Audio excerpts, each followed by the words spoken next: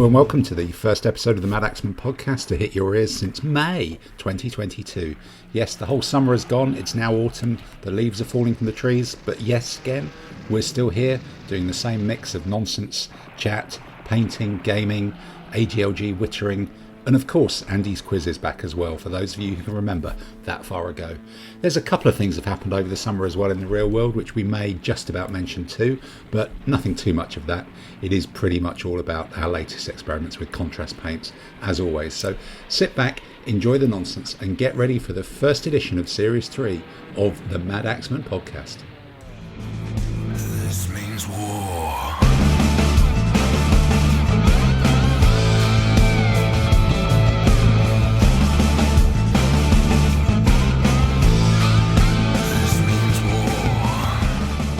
My lord, we're back. Well, we're sort of back. It's a miracle. It's or maybe it's bad news. Not a lot's happened since May, has it? Really? Is it? Anything happened in the world at all that we've missed? Possibly. Nothing exciting. Nothing exciting. Not entirely sure. But in the world of toy soldiers, we have a wonderful set of 5 people here. It's taken us since May, and we're now in September, which is like May, only just in September, July, August, September. So that's 4 months, and even with 4 months warning, 4 months gap since the last one, we still managed to be 2 people short. I think Adam is playing nurse or something like that, and Peter may be exposing his badger to the willing population of Singapore in a work-based context as well, which shouldn't really be a reason not to dial in, I imagine, but possibly the time difference and a bar known as 4 Floors of Whores, I think, could possibly be a Singapore legend. Could possibly be one of the. Is he not just on the celebration tour with his trophy? He could be trophies, isn't it? Trophies. He could be. Maybe he's just taking them to 4 Floors of Whores specifically to show them off, so to speak. No, it's a near legendary night spot in Singapore that I've never been to, and but we do have a smaller but high quality podcast team of Simon, Andy, Tamsin, and Dave, and of course myself, to try and see if we can vaguely remember what we've done over the intervening 4 months. And I guess without further ado, because we can just about remember the usual format of these things, the starting point is always, what have you been painting since we last spoke? But I think that's not possible to cover in a podcast that lasts less than 3 days. So maybe we kind of tweak that to sort of say, well, what are the real highlights that you've done? And more pertinently, what's actually on the painting table in front of you? And I think, Dave, you're, as usual, painting as we speak. I can see you looking through the magnifying glass. I am. Which is reflecting disturbingly on the lower part of your face. You've got a bit of a what was it? The Simpsons, a bit of Homer Simpson in reverse going on in there as it's brightening you up. So what are you painting at the moment? And are there any highlights that you can recall from the last 4 months, painting wise? I'm actually physically painting 9 Years' War Grenadiers at this moment, and I can quite honestly say that this will be almost the end of the 9 Years' War. And that's a painting project that's taken 9 years. Yeah, it feels like it's taken that. It has taken the length. No, it's taken a long time. I've got a very patient person waiting for them.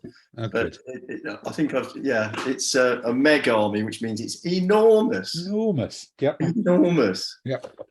Even larger than a fog army. Right. Okay. It has taken a long time, but it's been quite fun. I've saved the good bit for last, so I'm painting things which I've never even dreamt of painting before. Yeah. So what is that sort of? Go, what the hell do Eastern European Grenadiers look like? Do they just have funny hats, or they've got silly furry hats?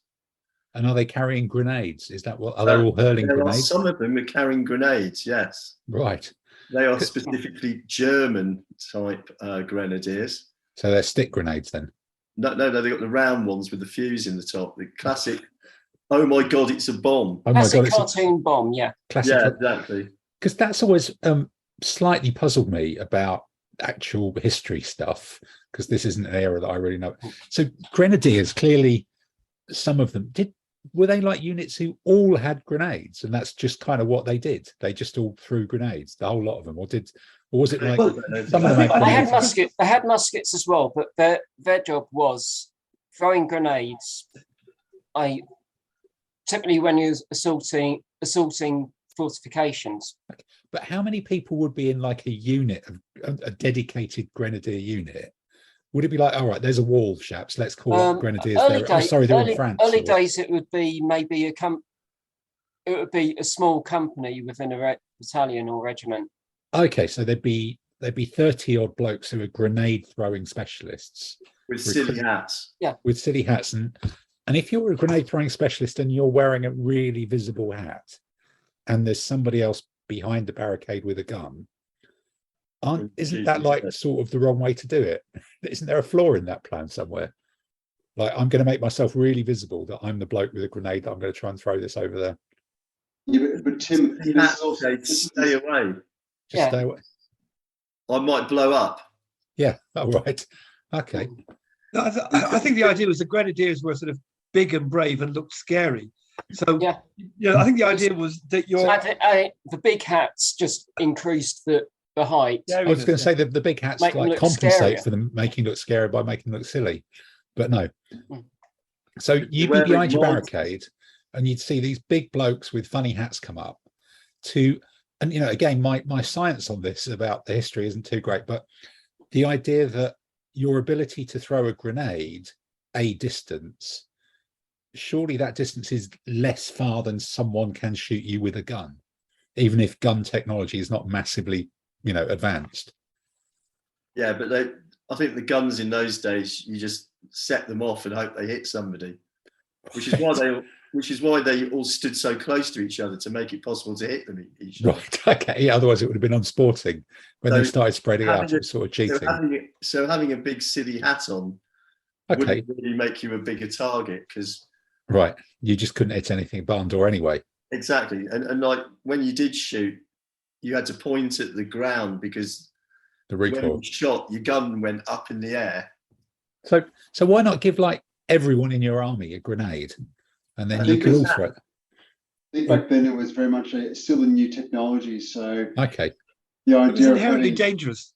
Yeah, inherently dangerous, and most of the soldiers in an army were not really the bravest. Right. Okay.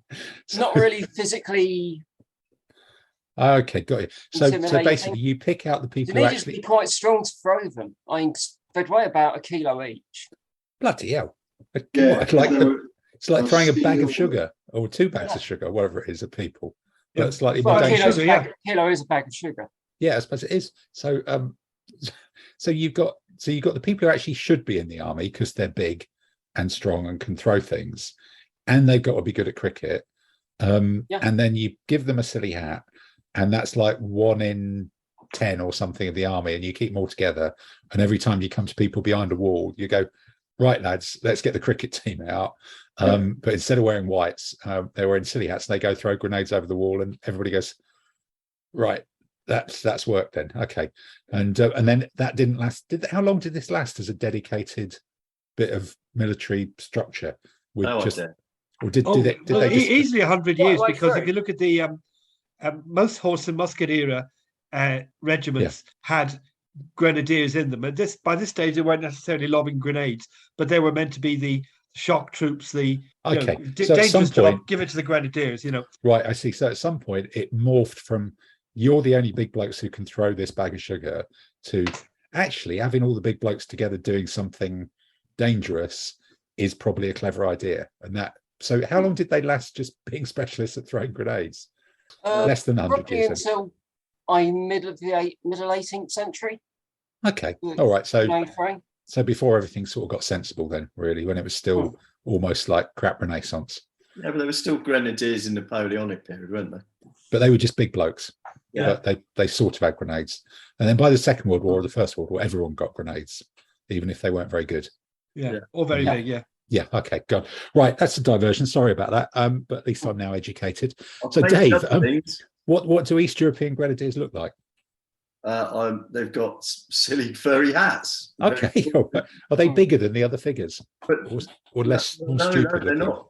But also, they're sort of big furry miters. I think that's what they're called, aren't they? Yeah. They've got a little sack thing at the back. Or what? Hanging down, It's a bag, and in the French army they were known as cul de singe, which basically means monkey's bum. So they cul de singe. So they had a bag on the back of their hat. Yeah. Are we back to marmalade sandwiches, and we all have to do a minute's silence now? No, or do we skip that one? What they just keep? I think our Grenadiers got their silly hats from the French Grenadiers, didn't they? Well, they stole them because they were bigger. After Waterloo, we went around the battlefield and picked them all up. Okay, I think there might be an entire podcast on Grenadier millinery. Really, that could be a. Well, it was all the foot guards that got them. Right. Okay. All right. So I am reading a book on the British soldier by that historian who died at the moment, and I'm just in the bit about. There's a lot of stuff about the guards in that, but I'm not sure I understand it fully. So, other than that, Dave, and these people who you're painting right now, I think, did you paint an entire army in the last 4 months and actually put it on table? I'm not sure if I'd started this when we started in the summer, but from the ridiculous to the sublime, I've painted the entire Aztec army. Yeah, and that was one of the you were painting. I think you were painting them when we last recorded. Yeah, they're great. I love painting them. They were really good fun. I really like the figures. They were Gladiator. The Gladiator, the Gladiator. The fighting 15s, very nice. Yeah, they've come out really well, really well. Bit fiddly putting the shields on, but worth the effort. And did you listen to the Glue podcast before you did it? Absolutely rubbish as an army. Right. Okay.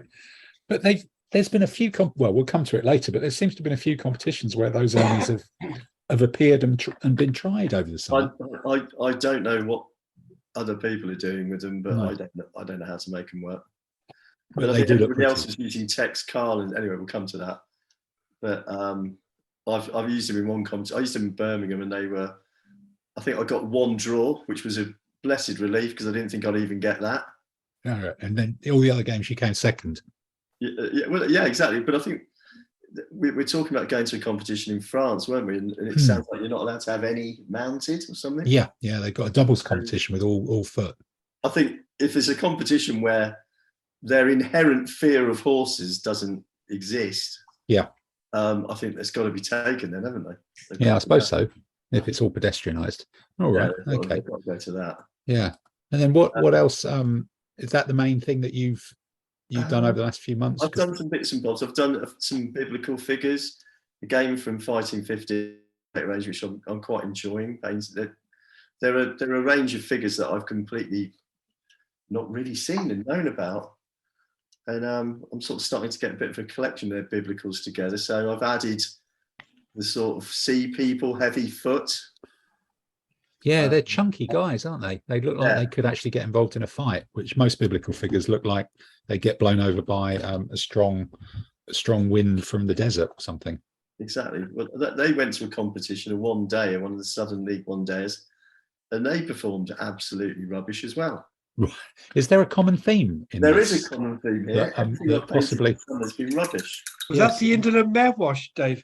The indolent meshwesh, blah blah blah, mare or mareware. The indolent merewash is how it came out on the WhatsApp. Yes. Even my opponents were sitting going, "This doesn't make sense," because everybody went, "That looked like a really good list you come up with there," and it just didn't work when you played with it.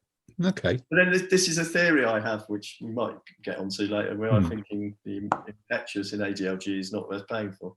Okay. All right. Well, we can possibly come to that in the future. I bought an entire Viking army. Well, maybe we come to that in the what's coming up in the future section, which I think is coming up in the future at some point. So, well, if we're on to your future things, let's look at someone's current and past. So this means war.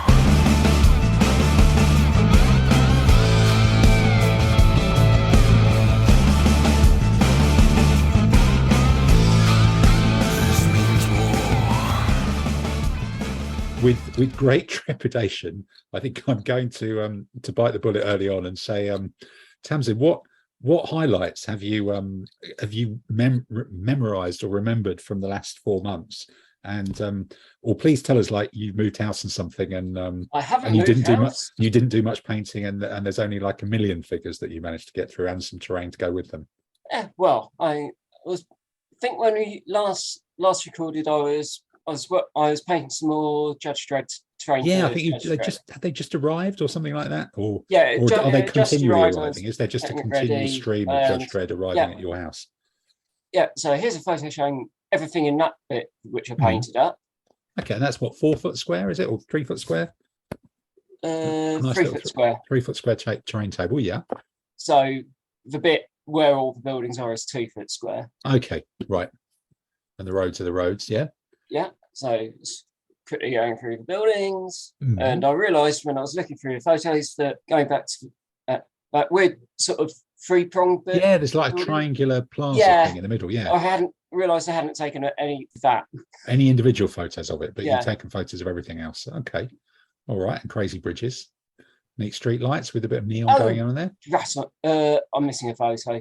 Oh well, I'm sure it'll be on your blog. Yeah, I sort of painted up. Oh no, that's I was making a mistake. All right, there's some big crates. Some more lampposts. Yeah, and a also huge, painted up a whole load of walkways. And is this TT combat stuff? It looks like. Yeah. They're MDF. I'm not sure if these are still extant. If these are still available from them. I think they might have been withdrawing them to update and replace. Oh right, because fashions in far future apocalyptic overhead walkways have changed in the last couple of years, really quite considerably. Or maybe 40k figures have just got bigger and bigger and bigger, and they fall off. They're updating a lot of their ranges at the moment. Their older ranges, so you can buy them and paint them again. Yeah, okay. I probably won't. And then finishing that, decided it's time to start on opposition for my British Paras. So this is late war German camo. Yeah, SS. Oh right. So I've been doing the oak leaf. And these three were test figures. So a sniper that I'm going to be putting sort of hiding behind a bush because the end of the barrel snapped. The end of the barrel snaps during prep. There's a bit of rigorous painting. Yeah, that's got to disappear. Yeah. So I did the bit doing the oak leaf pass. I did with test figures, test out sort of colour schemes and so on, and to try and do the oak leaf pattern. Yep, and then that's pretty good. But then it looks like you've ended up doing a lot in just grey. Was the oak leaf pattern even too intimidating for you? Because some of the figures aren't in the camo. So Oh, okay. So that's just you didn't do it deliberately. Some are actually not in smocks. Yeah.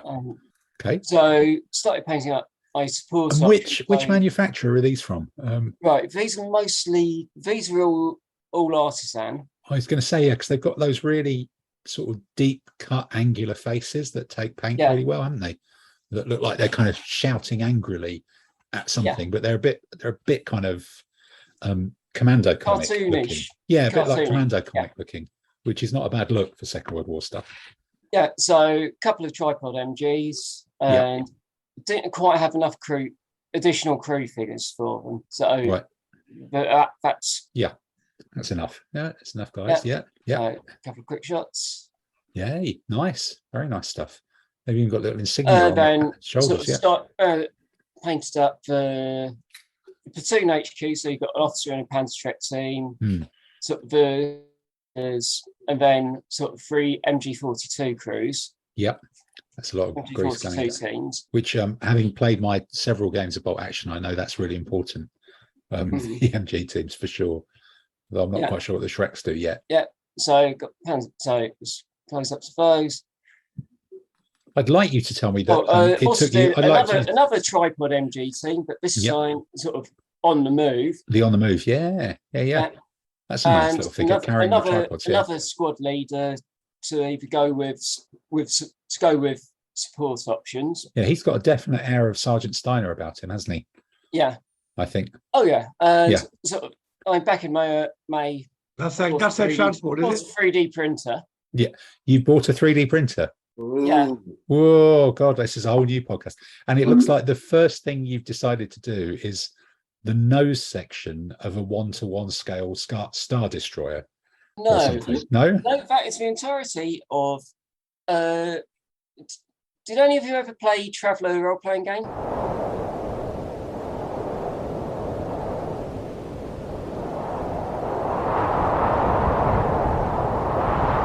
No, I know of it because he used to sell it in the games. Yeah, so it's the 100-ton Type S Scout Courier in 28mm, okay. and it has a fully playable interior.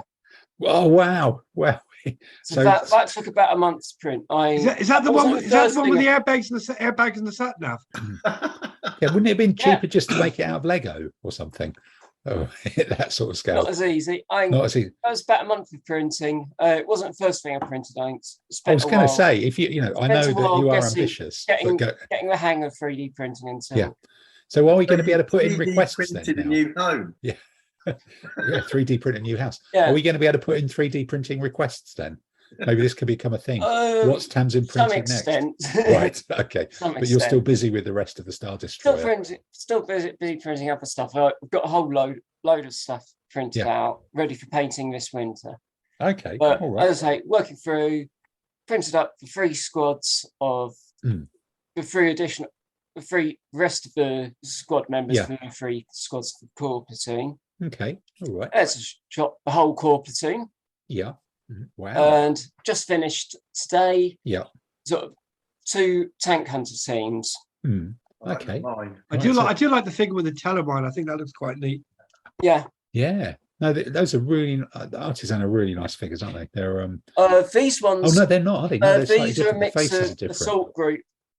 These and the squads. The squads are a mix of Artisan and the assault group. Right. So guy at the back is Artisan. Yeah. I think that MG42 guy is Artisan, and the 2 closest, the guy with the bunched grenades and the guy with the teleminer assault group. Okay. All right. So it's that's a real mix, but they all still fit together quite well by the looks of it. Yeah. Yeah, I wasn't sure when I ordered the assault group figures how well they would fit work, but they seem to. But it seems to be okay. Oh, good. Yeah. Good. Excellent. Okay. If you want to see no. Tamsin reaches over. Oh no, there's something behind. Right, here we go. What? So you're going into kind of action figure. This is like it's a bust of Judge Dredd. That's kind of Action Man sized, isn't it? Scales. Yeah. That's 75% of the full scale. Right. So that would be Big Action Man then. So or maybe he can date Cindy or something. There's a terrain piece for Mega City 1, the Statue of Justice. The big statue then. Okay. I thought he was going to be dating Cindy and there was going to be some weird crossover movie opportunity. It's like when the DC universes come together, but possibly not. That's probably not a movie we want to see, is it really? Yeah. No. That would be a very weird one. All right. Okay. Have you run away there? Does that mean you're bringing more stuff in? No, it's just the print is finished. The print is off and going. Okay then. Well, look, that's a good gallop through, and I'm glad that it's taken you several months to paint Zeltbarn, because I've sworn at it for much longer than that when I've tried to do it, but I tried to do it on 15mm figures, which is always tricky. This means war.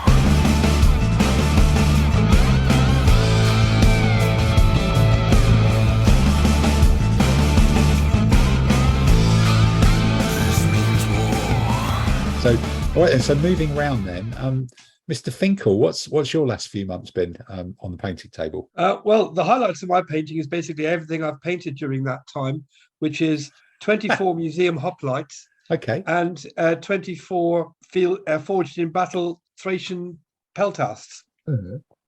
So my painting has been very sporadic over that period of time, but I've got those 7 all bases, done. is it, in total? Pardon? That's 7 bases, I think. Yeah, more or less. Be 8 and... about 6 or 7 units, that kind of stuff. Yeah. Okay.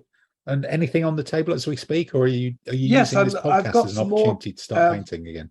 Yeah, I've got some more medium infantry for a few armies, Gauls and Vikings, and some Gallic cavalry. And I'm really just painting sort of bit in other armies at the moment. Bits and bobs. Yeah, I'm trying to resist buying armies which I think, oh yes, that sounds nice, but in reality I'll probably never play them. Well, how are you managing to do that? Because if any of the rest of us could do that, that would mean we'd be able to bail out the Bank of England, I think, and in the current financial crisis with money we've not spent through holding back on buying figures. No, well, the question I say is, oh, that's nice, but would I really paint it, and would I ever get to play with it? And if Sorry, I don't understand that question. Really, is that really a thing? Casting aspersions on my Aztecs. Yes. No, not at all. No. Yep. I mean, I'm not saying I don't get tempted to buy things, serious projects from time to time. So, for example, we went to Scotland in the summer, and I thought, I'd be half tempted to buy a Montrose Scottish army from the Civil Wars. And then I thought, my wife will kill me. No. I thought just gather dust, because how often would I get a chance to use it? Yeah, no, I guess so. Actually, quite possibly. Okay, all right. So it's been a fairly quiet painting summer as we speak. Any new paints or any comments on the fit? Or was it just still plugging away? I did use the contrast paints for the for the main bit of the Thracians, and that helped to speed it up. Contrast paints, which I've decided I don't really like, but for the basic tonal colors for cloaks and greens and things like that, they'll do. So once you've undercoated them, you can slap the contrast paints on part of it, and then use stronger paints like the flesh ones from I use the coat d'arms ones, and silvers and things for the swords. So it does speed it up a bit, but I'm not going to use only contrast paints for the whole. Yeah, I was talking to Martin from Vexivia in inverted commas earlier on today, and we were both talking about contrast paints, and it's that thing about they're great, but it does leave everything looking sort of the same in a strange way. Their tone, I don't know, the way they sort of sit on the figures and give you that depth through the technology of the paint is consistent across the colors, and that sort of style and the brightness of it does make things look almost, even if you use different colors, the effect is the same on all the colors. I don't like the effect. The effect itself is quite eye-catching or quite strong in a strange way. So I do fear that I am using them too much, even though I've not really got enough of them to do that. No, I will mix them. I'll mix the use of them with non-contrast paints generally, and I mean, I might use them over an undercoat, almost like an undercoat, and then say and then start working on top of them. Maybe it's just one of those things that everybody's kind of jumped on, and then nobody's quite been too enthusiastic with them. Then nobody's quite worked out how to use them. But I think Vallejo are bringing some out as well, aren't they? Quite soon, or just I've seen a video. Somebody using. Someone who's involved with testing. Okay, it's someone from Spain. I'm involved with developing a range. I guess they can't remember. I guess they think they're really good then. That's sort of the way that normally works. But okay, all right. So in terms of contrast paints, I suspect, Mr. Simon, you may have been doing but other than moving house, and I can see that you've now got space behind you you're no longer in a kitchen. You've got a gaming space behind you, stacked with stuff. Although, are those Bisleys or are they still piles of boxes? You're not piles of boxes. You're not quite. He's even got them yet. labelled. Let me tell you. Oh my lord, they're not quite in Bisley World yet. Then is Bisley World coming? That's currently going through the research and governance committee. Right. Oh, okay then. Fine. Whether you can get it up the stairs without the missus noticing. But look, tell us of your painting exploits then over the last few months, or painting and shopping, I guess. Yeah. So probably the biggest achievement I've done over the last while is using contrast paints. I've painted end to end a whole Arab conquest army. I've done an army for the Prophet around 1632 to 1650, 1660, so around that era of the Arab conquest army. Yeah. And rather than using the traditional paint them all cotton or dark colours. I really wanted to make the army pop. So after talking with you about some of the contrast paints, I gave them gave them a go. So the army's come out quite nice. It's very bright with lots of reds, blues, greens, and all that. You drop it on the table, and it comes out quite effectively. Yeah, no, I've seen it. It pings, doesn't it? It really pings. Yeah, and I took it. It had its first run at Milton Keynes for the campaign competition, and it was quite an interesting contrast because I played against two other Arab conquest armies. You had one of them which was very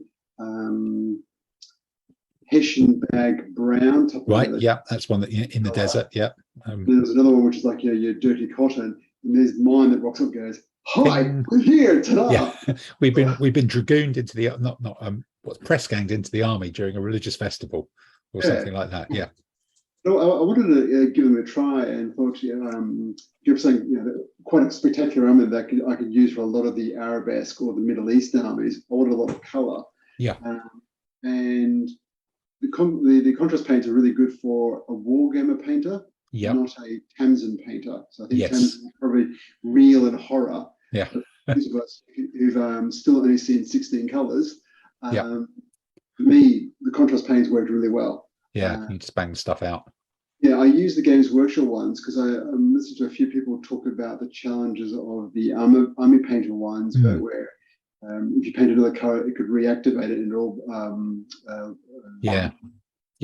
blurs down. So I gave half a dozen of the Games Workshop ones. And, I think that might have been me telling you about the army paint. Well, that's now become a wargaming internet truth, isn't it? That's like the first. It's like when people say, well, actually, no, this is now changing. When people say that's a swan, and you say it can break your arm, they all belong to the king. That's what British people say. And now, whenever you mention contrast paints, a wargamer somewhere in the group has to go, yeah, but they reactivate, don't they? It's like everybody now knows that. Maybe it came from this podcast and it's just gone hyper viral or something like that. Or maybe someone else said it and you heard it from them, and they're much more famous. Well, I've heard it from people before. Fine. Okay, then. Right. So it was already out there in the ether. Yeah. We didn't invent that one. Okay. And the thing about swans now, they belong to the king. How weird is that? But right. Okay. So is there any more than were they all forged in battle? Actually, that's the question. So, where do they come from, the figures? Yeah, they're all forged in battle. So Forged in Battle did one of their very nice 20% sales off, I think, just after the last podcast. And my credit card happened to be walking by their website. Right. I may have bought a lot. So I think the idea was I could try to do every Arab style of army. So there might be a buckload of camels. Yeah. And then I've discovered I need more camels to do Tuareg. Yeah. Oh God, you've got enough camels to do Tuareg. Yeah, that's really going some, isn't it, on the old Arabs front, isn't it? If you're going to buy, you might as well go for a lot of options. I can go the all cavalry, the Dialami style, this, that. You only get value for the postal cost, don't you? You do. Absolutely, yeah. I'm trying to help our local economy, so that's true. As well, the UK provider. Yeah, balancing up because they're up in where are they? Somewhere up north, aren't they? You're outside of London, so that's north to me. Yeah, Manchester based. Forged in battle. Yeah. Then I also got. They were also at BritCon as well, so you have to. You always find things you need. So you need and want. And I bought some of their cataphracts. Okay. So I don't really have any cataphract miniatures, and a couple of armies I've played. You sort of need a few cataphracts, and so. So which range did you go for? Because I think I've got some of their Sassanid. Yeah, I've got quite a lot. I've got more than one packet of their Sassanid cataphracts, which are quite nice little figures. I think these are the Sassanid cataphracts. Let me. The ones that have got they've got the light bulbs on the head. I think one of them might have a light bulb helmet, possibly, even though anachronistic as they are. Yeah, so there's the obligatory guy with the big hammer. The one, cutest one is. Yeah, that does. Oh no, that's got a looks like a windsock, isn't it? Yeah, windsock kind of thing. Maybe it's not then. Okay, maybe it's a different range or something like that. The cataphracts, you can see them, with a bit of contrast paint because they've got the nice barding. I reckon the contrast paint will really suit them, like some nice reds, golds, and all that. Yeah, really pretty. Oh, that's good then. Yeah. Okay, so that's been the extra. I bought a pack of their Armenian cataphracts some time ago, and the ones you're showing look quite similar to those. Like, I guess cataphracts, you're using the same dolly, is that what it's called? The same basic figure for a lot of them in some of these cases. So, okay, all right. This means war.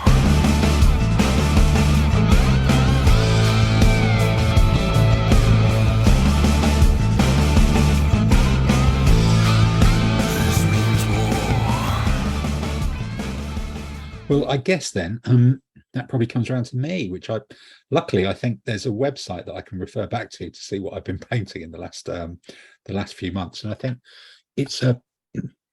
there was just this massive gap when we all stopped doing the podcast, because I ended up traveling and going on far too many holidays, slightly by accident and slightly by catching COVID on one of them, so I had to stay there a bit longer, and I stayed on a holiday, which did. And then the weather was so good over the summer, it put just a massive kibosh on painting.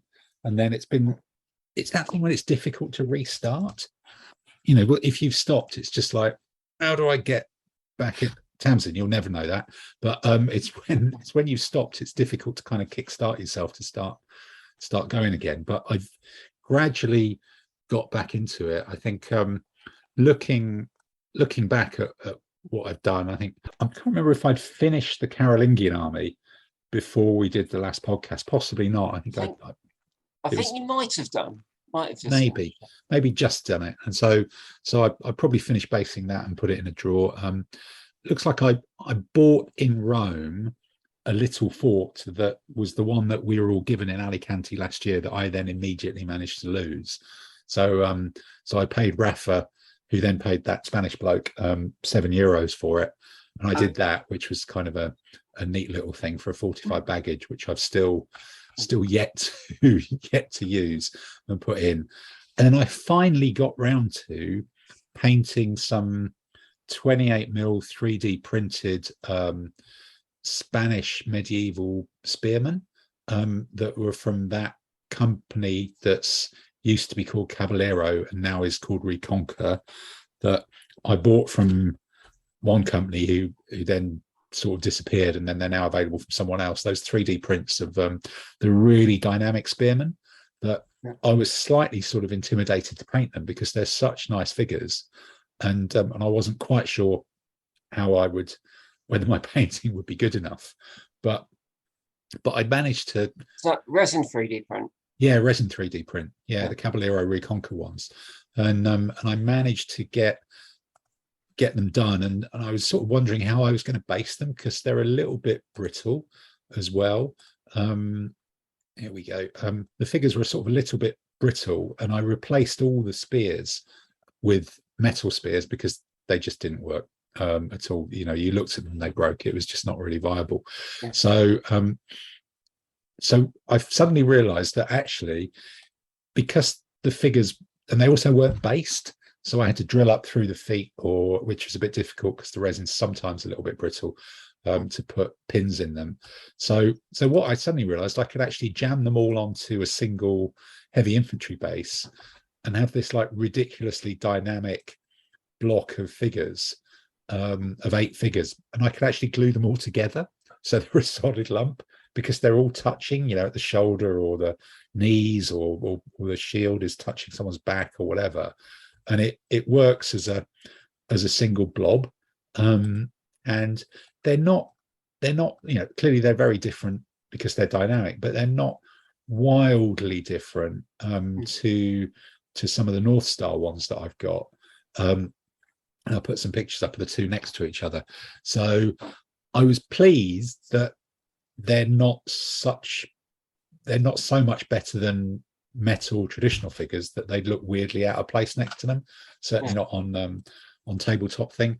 It's like that's the cool unit, and then the ones next to them are the not so cool unit. So that was a thing that I managed to do, and get those done. And then at BritCon from Dave Thomas, I bought some of the Fireforge kit Almugavars that Dave, I think me and you have talked about them for a while, the 28mm ones, because I've got some now I've got the Spanish spearmen enough to sort of make the Spanish army. I thought I'd try and make the get some Almogavars to have a couple of bases of them, or 3 or 4 bases of them maybe. And they look, when you pick them up, and particularly I think the box art on the Fireforge ones looks weirdly cartoony. I think whoever's painted them for them professionally has almost done too good a job. I don't know if that makes sense. But they look a little bit Lord of the Rings cartoony, funny figures there. And I was slightly worried it was the poses weren't going to be that good when you actually got real figures for them. But they get with the Red Conquista ones. Yeah, they're pretty fine with that. They don't seem too different at all. So Fireforge are really big, aren't they? Some are really big, but these are normal size. I probably should get some with the Reconquista guys. And because their arms are all separate, and both arms are separate, but each shoulder has got a mail covered sort of bit of the shoulder, and they're all in mail, well, pretty much all in mail. They fit together well, and they come out as a really nice little unit of 6. I've only done 6 so far, and I'm in the process of doing the second 6 as well. So they just kind of look like Almogavars, really, other than the fact that there aren't quite enough left arms carrying spears to do all of them without using at least one of the shields.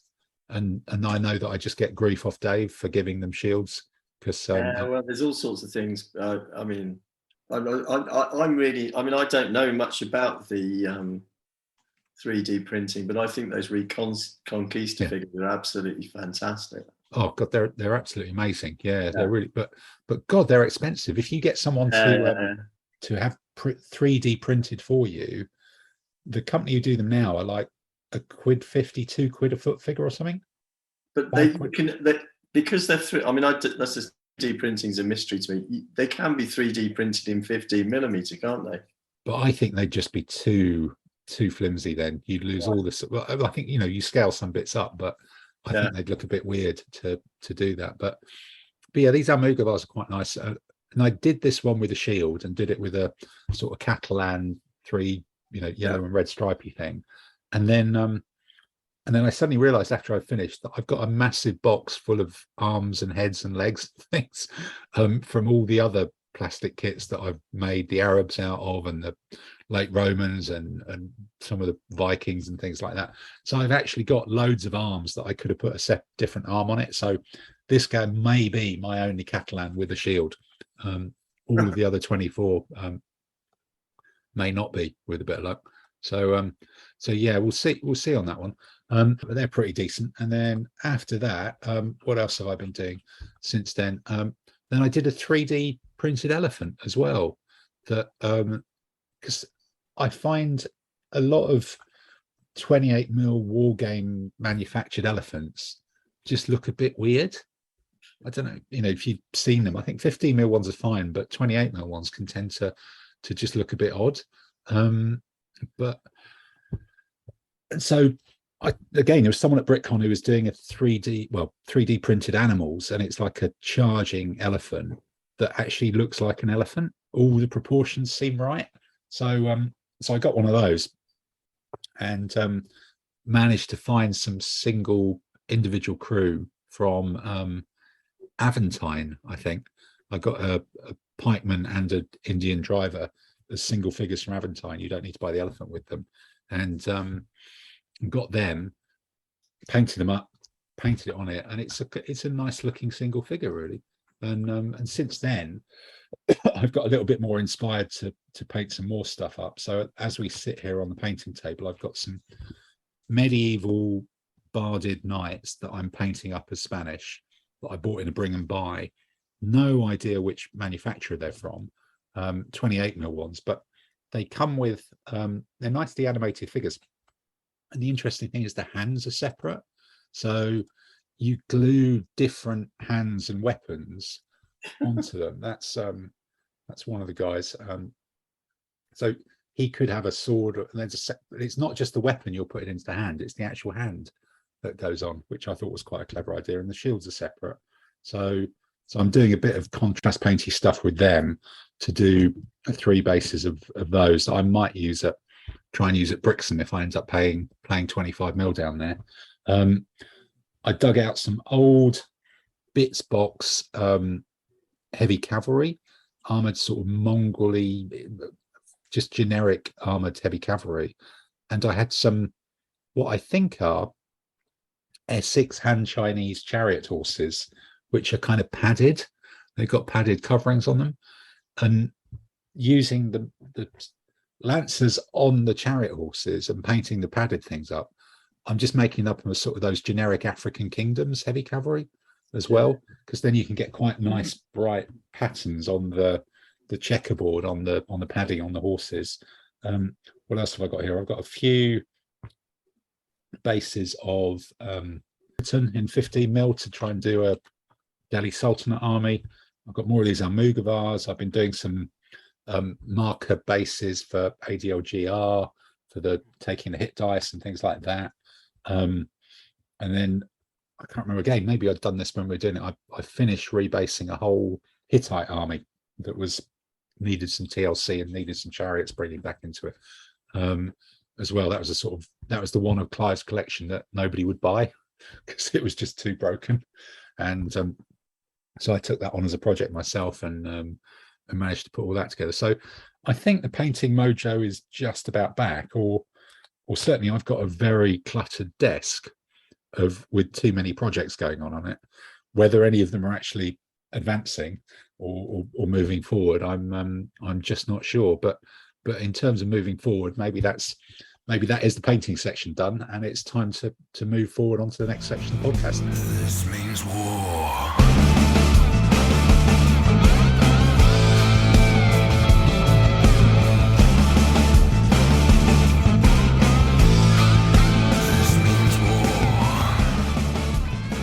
We've done what have you painted over the last few months, and I guess the next thing is what have you actually done gaming wise, which for some of us is competitions or casual gaming or getting to the club now that's on off and running. So Tamsin, have you just been busy painting and 3D printing? No, I have had a couple of games. My Ancient Germans had 2 runouts in one day at club. Wow. And was that in ATLG or does that ATLG?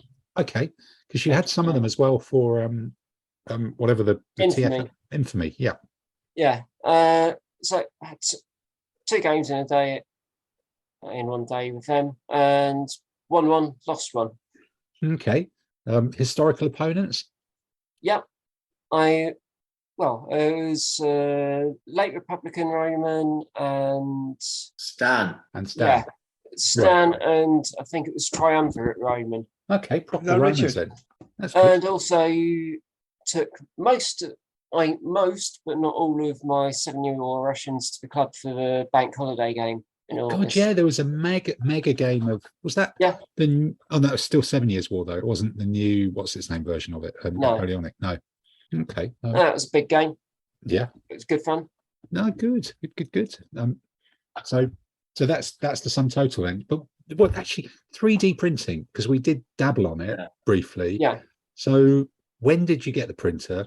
What technical name is it? And what 2 or 3 things have you learned already that you didn't wish you knew when you started? I bought it in May. Mm. It's an Anycubic Cobra, so it's a filament printer. Cobra. So when the filament printer is, the stuff comes on a spool, does it? Or yeah, it's like a wire. Yeah. Rather than a tank of gloop. Rather than a tank of liquid, it's okay. As a spool.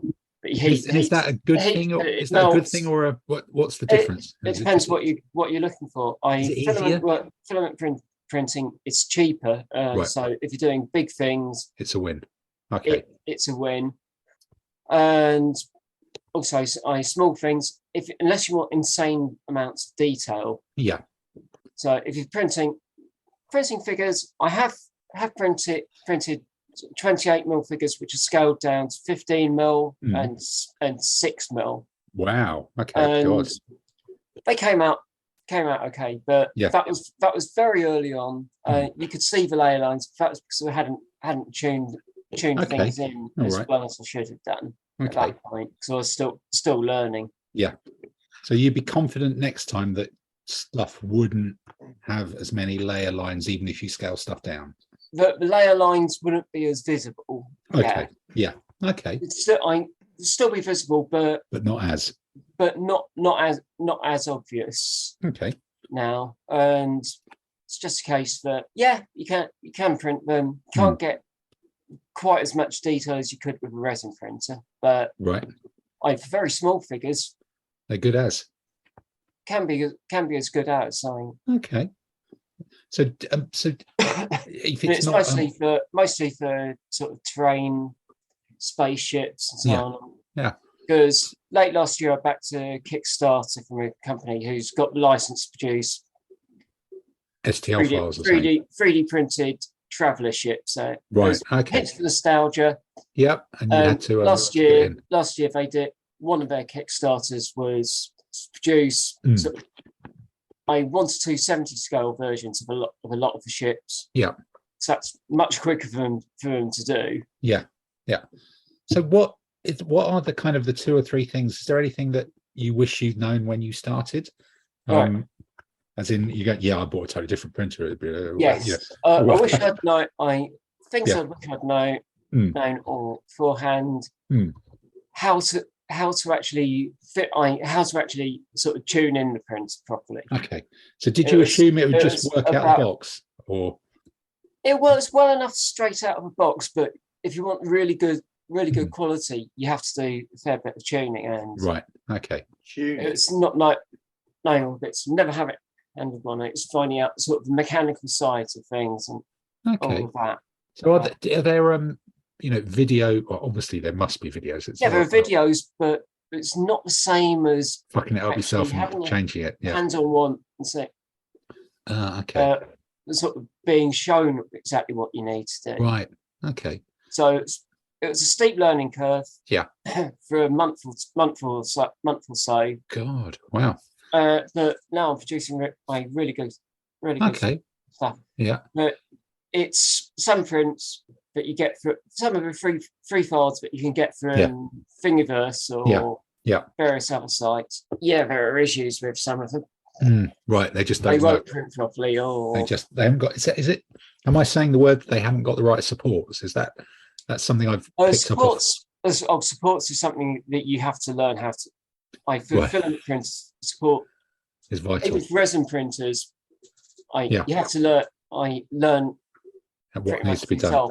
Although a lot of the companies producing for resin miniatures, resin printers, do supported and pre-supported models versions. Okay, so if you get a 3D design from Thingiverse, and you will then go into a software package and add some extra sticks onto it for support. You can do it manually or wow. You can go around and stick a bit of file and sort of decide where you want to place supports. Okay. Or you can just let the software do it. Oh right, okay. So you press the button and go, this needs supporting. Then it might get it wrong. There's a bit of a learning process about the settings for the supports. What density, interfaces, the gap distance that you give. Whereas with filament printers, it's not. There's actually a very, very thin gap between the top of the top or bottom of the support and the model. Right. Okay. So the supports don't actually touch the model in theory, but they do. Theory. In practice, they do a little bit. Of course, they do a little bit. Okay. God, that's mad then. Okay. Completely confused. Yeah. No, I'd Yeah. Well, resin printers for supports do attach, but it's small attachment points. God, so if you're getting a 3D design, you need to know whether it's for a resin or a filament printer, because that'll affect the supports. Not really. Okay. Not really. The software does the supports. Yeah, the software does the supports, and use different software for if you're doing for preparing files for resin printing, use different software package. So then the question is, have you found any decent free files for historical miniatures out there, or is it all science fiction and wizards and shit? For the sort of scales we're looking at, I haven't. Right. Okay. But I haven't really looked for historical figures. And it's but there's shed loads of tanks and trucks and ships and planes, all of them. Yeah, more than you can possibly imagine. Tanks, planes. Yeah, they're spaceships. Yeah. Terrain. Yeah, obviously terrain, buckets of it. Tokens. Tokens. Yeah, that's true. Yeah. Dice towers. Right. Rabbits. Rabbit dice. Probably, yeah. No, there's a siege tower, a rabbit siege tower. Yeah, Simon, you must have a view on that. You're Mr. Computer in the room. You must have a thought about 3D printing. Now you've got your own room as well. Yeah. Everything that I've heard about 3D printing implies that you do have to spend a fair bit of time getting your head around it and learning how to use it. It's not what we all were hoping for, which you can just go to Thingiverse or wherever, get an STL file print, and then you get a 3D army in 2 minutes flat. Yeah. There's quite a bit of effort there. It's a hobby, isn't it, in a way? It's definitely its own hobby. A few podcasts I listen to, a couple of guys are real keen on 3D printing because they like to print off now defunct armies that you can't get anymore. Okay, so it's quite cool. The whole thing about the support, what Thames was talking about, is quite interesting. Seeing the manufacturers who do it properly, and those who don't.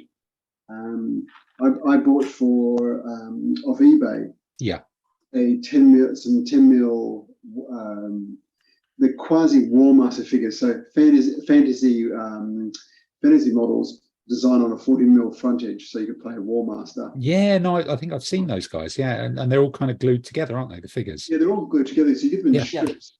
And you look at them, you think they're almost historical. Then you think, but how do you split them all apart? And they look a bit weird. Yeah, and so they've come out quite nice. But the supports, I've just finished cleaning them up. And you got them when? May? June? I got them in June, but due to house and they just sat in the box and went, I'll deal with them later. They're resin prints. You got 3D prints themselves, did you? Or files? No, the prints. Simon bought them from Yeah, I paid for someone to pay them to be made. They're done in grey resin. The trick with removing supports from resin is dunk them in hot water. Okay. It makes it easier to remove the supports. Oh, okay. So do you do it with the sprue cutting tool? Is that a good thing to do? I used I've got the clippers to get some of the more easier supports out, but then I use some very, very, very sharp surgical scalpels I've got. Just very quietly, I very carefully cut them out. Because the army that I bought was a skeleton Arab army, like an Egyptian army, like a sphinx with a scorpion tail or a big bone giant with lots of ribs. And you can see the support inside the rib cage between all the ribs. Oh God! So you have to sit there very, very carefully and be just wave out the things. But there's some really good companies out there. There's a whole bunch of them there's company guys and girls who make the STL files, and they basically feel free to print them, and they then there's various companies who license these STLs. And they can then sell on eBay.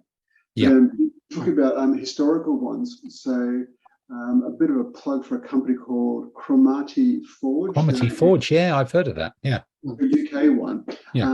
He's done a whole bunch of 10 mil armies, and I looked at them because they've got a whole rat army. So the Greater Empire of Cheese always comes to mind. Yes.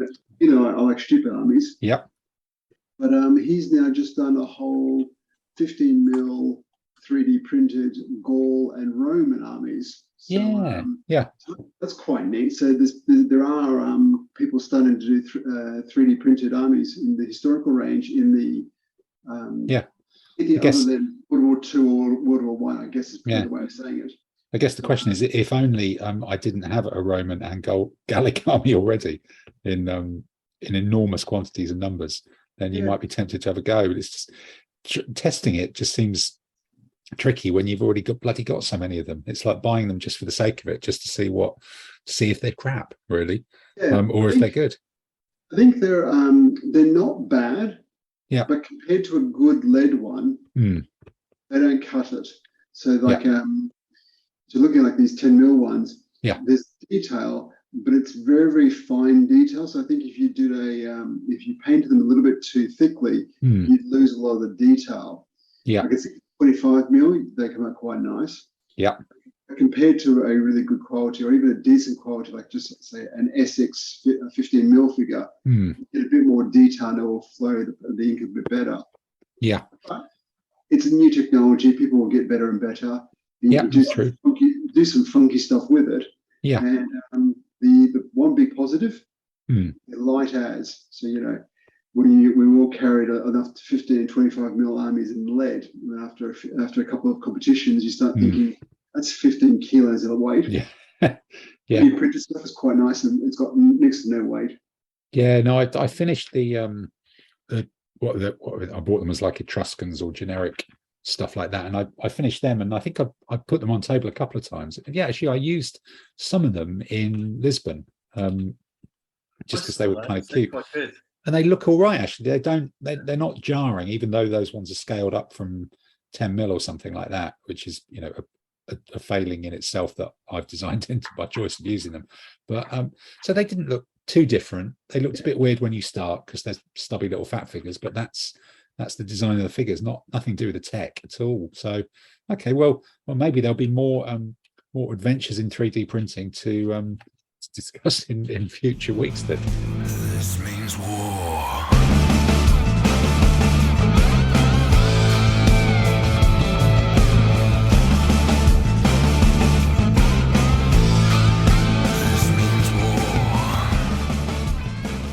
So, Simon, we just kind of came to you on buying those when we were talking about gaming. But what's your key gaming things over the last few months? Have you been? I know that you've been away in some places because you've been at the same place as I've been. But what's been the gaming highlights for you? Gaming highlights was obviously going to the Worlds in Rome. That was a cracking 3 days of wargaming fun and games. That was a good weekend, wasn't it? Yeah. It's probably the pinnacle of wargaming. It's hot and sunny. You've got decent beer, and when you finish your game, we can go for a swim. Yeah. Although there were some quite frightening sights, I think, in the pool. But I think we all managed to get in the pool and prove that we could actually swim, which was a bit miraculous, really. Yeah, so that was quite good. I brought my samurai again, trying to redeem themselves from their absolute failure in 2019. Yeah, and they managed to end up in top end of mid-table mediocrity. So it's good. I think out of the 4 to 6 games, I got 3 or 4 wins and 2 losses. So I was quite happy at that. It's very solid, yeah. And did you play a big mix of international players? Was there many Brits, or was it just all foreign? Was it people you played before, or just a good old for me, I got to play purely against all the Italian players, so that was quite good.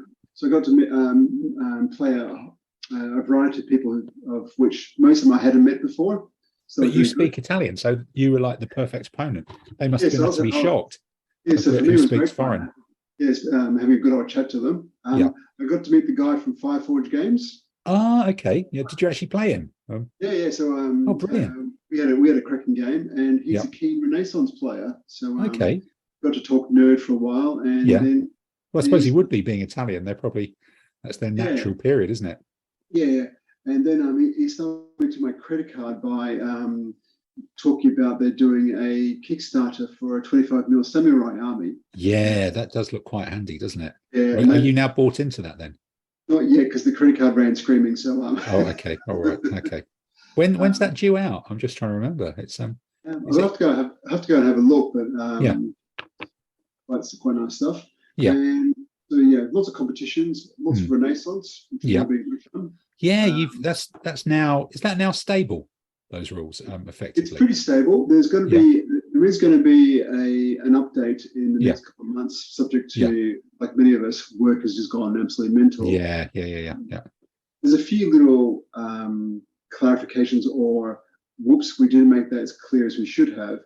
But broadly, people are enjoying it. You get a cracking game. I've been absolutely thrashed by quite a few people. So are you getting feedback? Because I've seen on the Facebook group that there's people from all around the world picking up. There seems to be like a little group in North America and some people elsewhere. Have you had, and I think some other places, but are you surprised by how wide the interest has been in some ways? Yeah, it's been really, really positive to see people from like all the way from New Zealand, Australia getting into it, or at least having a read of the rules and throwing abuse my way, which is always good. Lots of Europeans. There's a club in Prague who. Yeah, that was it, wasn't it? Yeah. They play in 25 mil, and they have the most stunning. Oh wow! Italian wars figures, and because it struck me that it's not just people. Well, it's not almost not at all people we recognised from the ADLG circuit using a different thing. It just seems to have tapped into a different circle of people who were on the ADLG group, but just seem to be kind of much bigger on Renaissance. Is that just the ones I've seen, or is that a fair perception? I think so. It seems to be there's a whole bunch of people who sit on the fringes of the ADLG circuit, or group, and who dabble, and a lot of them have had Renaissance armies sitting in the cupboard for quite a few years, and they like the ADLG size of game and the mechanics. Since you're going to play the Renaissance with relatively small investment, a lot of people have gone, I'm in now. I must admit, I've rebased a few, because it's that thing about, do I want to rebase? But then you realise how bloody many pike and shot units I actually own, and I can easily manage to dismember. I think it's you dismember 2 fog, 6-base 24-man pike and shot units, and you end up with 3 Renaissance pike and shot units, at least, possibly more. And so you're going like, this is I've got buckets of these to spare, and they're never going to see table time. So actually, why not change them to and have I've talked to a few of my old Fogar players who we used to play against, and quite a few of them are now, like all war gamers. We all have too much lead. I know you can't have too much, but they've gone. But you can, Do I actually need 40 different pike and shot units in Fogar scale? Exactly. Certainly for 30 years war and English Civil War, because they are pretty samey, aren't they? And quite a few of us have gone back to like our first armies, like my first of my ADLGR armies were actually my first Fogar armies. I've gone back to stripped down, rebased, repainted, all that. So, after 8 years of competitions, they were looking pretty battered and bruised.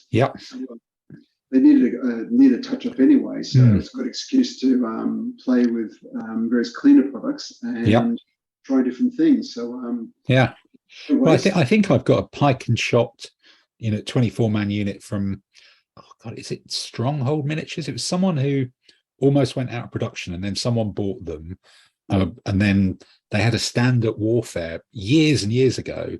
So I bought them, and I've sprayed them black, and I've never got further than that. And at some point, I just want to do that. I think, Tamsin, you mentioned this before, azimuth spraying with some white, because they're painted black, and I just want to spray them with zenithal spraying. Sorry, not azimuth, zenithal. That's probably that one's underneath, the one's from the top or something. So I want to kind of see if I can do them and just do them quite quickly. To maybe this podcast will spur me to dig them out of the back of whichever drawer that I know that they're in somewhere, and see if I can just put those on table quite quickly as well, and just give them an outing, really. Getting them on the table is always good. Just as a quick plug, we're having our first one-day ADLGR competition at the end of the year. So excellent. In central London on the 27th of November, Sunday. It's the week before Brixham. Brixham before, so it's a week after Reading, and then the week before Brixham or something. Okay. Cool. We're having as a memorial for Clive, one of our club members who passed away during COVID. We'll have prizes for the most ones rolled. Yes. Yeah. All the appropriate things for Clive. He'd appreciate that. Absolutely. Yeah. No, I do. I do remember that. I think. I'm just trying. Where did I take the Hungarians? And used Hungarian dice, and they weren't particularly good. Must have been a competition earlier in the year. Must have been his dice. Yeah, they definitely were. They literally were his dice. I put them aside to use for Hungarian army and see how they were going to work. So okay, so that's been the main gaming thing. Have you done any other? I'm trying to think. Have you done any other competitions or? I did BritCon, which was good fun. That was my 25 mil. So I brought out the 25 mil, the Free Company, or the English Hooligans on tour, as I call them. Yeah. So they had a cracking competition. So compared to Warfare last year, where they got their heads kicked in. Yeah. They won. So they won. Oh right. Okay. So you were just, because this is what happens when Peter isn't here, because I think, to be fair, the idea of Peter getting to the end of talking about competitions and then going, oh yeah, there's this other one that I won.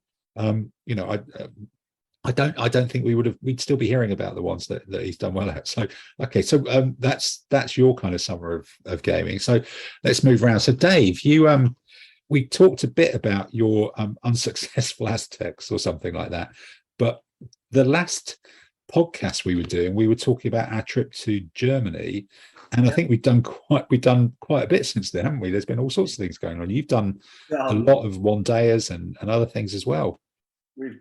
There's been a phenomenal amount as well. I think there's been 3 one-dayers, which is good. That's the Southern League, because the Northern League has got going in a big way. So we thought we'd do that, and that's good because it brings in new players. Yep. And people who are less, how should we say, competitive. Yeah. No, well, absolutely, it's great. Yeah. The ones who don't travel quite as much. Yeah. That's really good. That's thrown up some really interesting results and been fun. Yeah, because it looks like you've just trying to sort of remember your results off the top of it. You've taken some unusual armies and had some eclectic results, I think is probably the best way of saying it. I mean, one we played at Jesse's, Jesse's kids are in the Scouts, so we did one in the carport. Right. It was really good fun. Jesse did some food, and it was in a sort of like new build estate, and all the neighbours came out to come and have a look. So that was quite fun. Wow. Hopefully we'll do that one again. That was really good fun. That one, I took what I thought was a good biblical army and got absolutely trashed. No, that was a different one. Anyway, but then Rome was fantastic. Yeah. Because you went a couple of days earlier, didn't you? And I went for them out of house and home. The whole city. I went for the whole week, and then other people flew in, so I did a bit of a guided tour with some people around the museums. Oh, brilliant! Yeah, I really love that. I love Rome. Yeah. I thought I was doing quite well in Rome until I came against Javier, and lost to him, and then he lost to Pete in the final. We should give a shout to Pete because give a shout to Pete and his winning elephant army, Trump from Rome. This morning, written a version of. Right. Okay. Yeah, to try and copy that for the 2 trunks minimum or whatever. Yeah, 2 trunks minimum. Yeah. I don't know whether I will use it, but it was funny to just have a look at what that list is all about. Yeah. So no, Rome was good. You did BritCon as well, I think. BritCon was good. Played 2 Australian, one Kiwi, 1 Australian. Yeah. Good fun. They flew in. Good to meet them. Nice guys. Yeah. That was going well till I must admit, I was really pleased with the new venue in Nottingham. That worked out really well. I thought everybody seemed pretty happy with that. So it's a change from Manchester. Yeah, and I think there were a lot of visitors. Yeah. The stalls were doing well. I thought I got the impression. Yeah, well, I'd say Dave Thomas grudgingly admitted to me that it was their best ever BritCon, and he's kind of the bellwether for he sells so much different stuff that he said it was one of the best ones. I think Forged in Battle had a very, very good show as well. It was interesting because some of the traders just did it as a 1-day show, and some of the other ones sort of stayed the second day, and because of the voucher that all the players get to spend with the exhibitors, you had this scenario that people were still doing a lot of business as they were packing up their trade stand on Sunday afternoon, because players were suddenly realizing that they'd got a £5 to spend, that if they didn't spend it, it was just wasted. So people were kind of running to the trade in between their final games and go, oh, I need some stuff, or they've been looking at things over the weekend. And it was actually that last bit which was really good, because the breakdown was really complicated. There was a lift that people had to faff around and get through, but the traders were actually pretty chilled when they were getting out, because people kept coming up to them and giving them money, which really helps the breakdown go a little bit more smoothly. I think that was quite neat. So very pleased with that one. Yeah, no, that was really good. So, I enjoyed the 2 format of that. Was good as always. I love that difference and everything. Yeah, that crazy mix. That again. Yeah. So what armies have you used then over the period? What's the ones that have sprung out for you? So, being the worlds, I took my feudal Spanish up. We've talked about the 3D printing. I'm madly interested in those Reconquista. If I can work out who actually makes them and how you get the damn things. So that's something projects. Would you try some in 15mm? Are you thinking? No. I'd do it in 25mm. 28s, yeah. Yeah, I mean, even though hang the expense, they are expensive, but that'll settle down. It's I find it weird that they're sold on Etsy, and there's a whole load of weird things. I think the company who do them now is Irongate. Because they had the stand at BrickCon, so that's where I saw them. It used to be someone else. I don't know if the other ones still do it, but Irongate, I think, is definitely the company who do them. No, I had a chat with them at BrickCon, and they said that the designer's going to make some some more. As well. Oh, right, okay, yeah. But no. So I used the Spanish at BrickCon. At Rome, because it was Rome and it was the world. Yep. I won the first 3 games, lost to Javier, who ended up losing to Pete in the final. But that was, I think I felt pretty close on that. Yeah. But then since then, I've tried to, like you, I've tried to sort of use different armies. All the one-day competitions, I've used some strange armies. Right. Okay. And then what else we did? Campaign. You did campaign recently as well, didn't you? Yeah, in Milton Keynes. First time in forever, that one, because that was one of the first ones to be cancelled, wasn't it? I think. Way back when. Yeah. Campaign was really good. I really enjoyed it. Didn't have great results, but didn't do too badly. But slightly funky army took a micro command of light horse javelin with a light horse general, and that was fun to do something completely strange and a bit wacky. Yeah, people must have looked at you, gone out with that. It's like, what's it supposed to do? Yeah, and then we've got a very packed winter, haven't we? It's coming up, isn't it? Well, going into New Year, but I guess that'll be we'll talk about that after the quiz. I guess that's when that one comes through. Okay. This means war.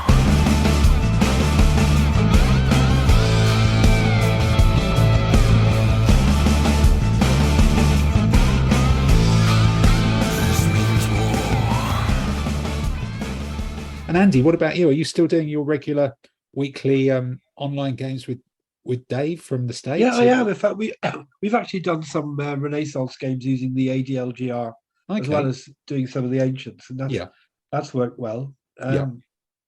Because there's some Renaissance files in that, whatever it's called, online. Yeah, so we've done Italian Wars of Religion, and we're going through a series of games with strategists. We're up to the 17th century. The last one I think we did was Swedes against Poles. Well, you'll have to tell us who you think is the best army with a strategist involved then, because I think we've all got to take one to a competition early in the new year. I suspect we're all still scratching. Renaissance army with Pole. No, just ancient armies with strategists. If you've got any advice on which ones work. In terms of competitions, I've been to a couple of the one-dayers for the Southern League, and I went to campaign, and I was in a team called Nice Guys Sometimes Win. Yeah, and out of 15 games we played, we didn't win one. Okay. Between all, how many, 3 of you in a team? Well, 3 of us in a team. That's right. That's spectacular. We were haunted by Clive the whole weekend. Let's just say there were 6 teams taking part. Yep. We finished 6th. The team that finished 5th had twice as many points as we did. Oh my God, you were really so. What's so? I daren't even ask what army you used. Campaign has really tight themes. I used Kingdom of Sicily. So campaign has really tight themes. There's only 3 or 4 armies allowed. So were you all using the wrong army, or did you just come up against people who could use that army better?